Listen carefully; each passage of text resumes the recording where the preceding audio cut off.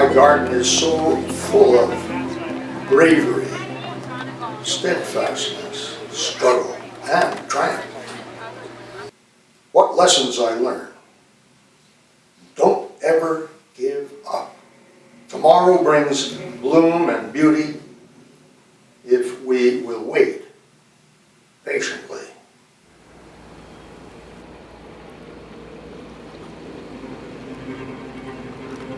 I think she's been a wonderful role model to let us know that it is okay after some really hard, dedicated work to take a break, to re-energize.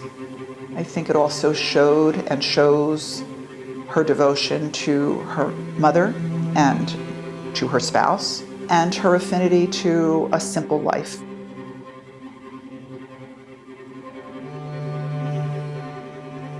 I got involved with Penn State Abington as a result of a reunion of ROTC people that was, I guess, maybe 10 years ago or so. And I think the way that Karen has affected me is she has provided what I consider a nurturing environment for not only the Friends of Ogons Abington ROTC, but all the groups that I've subsequently been involved with.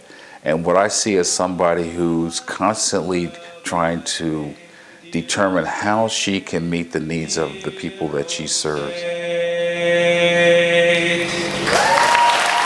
Karen mentors a lot of people, and she obviously always came back to the most important thing, is the students.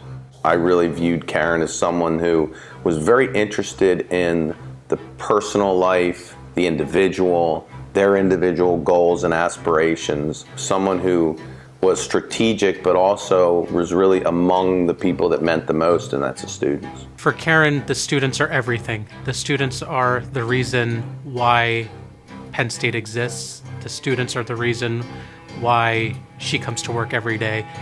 You see that when you interact with Karen. I've constantly been amazed that the chancellor, despite her position, is able to be a colleague and a friend to so many of us. I think one of Karen's traits, not just with colleagues, but in the way she interacts with the world, is one of kindness and fairness. She is able to somehow be professional and show her integrity while at the same time showing genuine concern and a great deal of constructive support for every one of us. She always welcomes somebody. She doesn't have an agenda that is almost competitive with somebody. She wants everyone to do well. You know, she's competitive in her own way, and that she wants to achieve what's best for the college. But it's not ever at the expense of someone else. Good morning. Good morning. Please remain standing. The thing that resonates with me that I learned from Karen is the win-win-win. She talks about that all the time, and I think it's the best idea, because where I've seen her be most successful is when she brings people together, creates those alliances, but finds ways for everyone to get a piece of the pie, or everyone to benefit in some way. Exiting graduate school and starting as an assistant professor can be a pretty intimidating experience.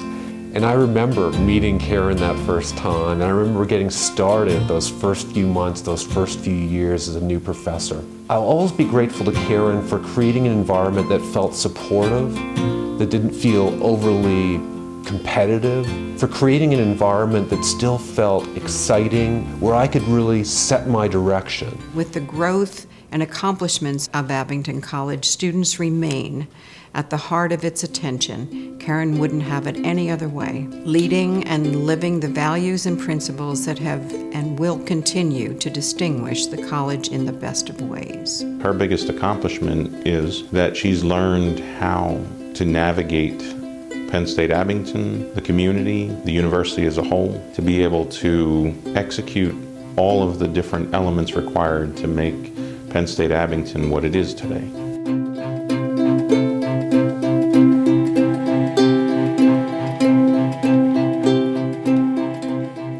In terms of Karen's legacy, she has been unwavering, steadfast in her dedication to the vision that she had of what we could be as a college. And I think she leaves us a far better place, a far different place, and better place than she found us. And I am so very, very grateful for the intense efforts that she put forth. And I think she can look back on this 21-year journey and know that she did well.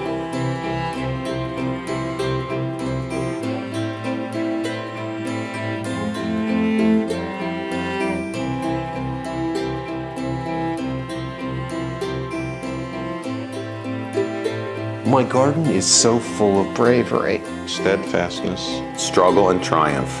What lessons I learned. Don't ever give up. Tomorrow brings bloom and beauty. If we will wait patiently.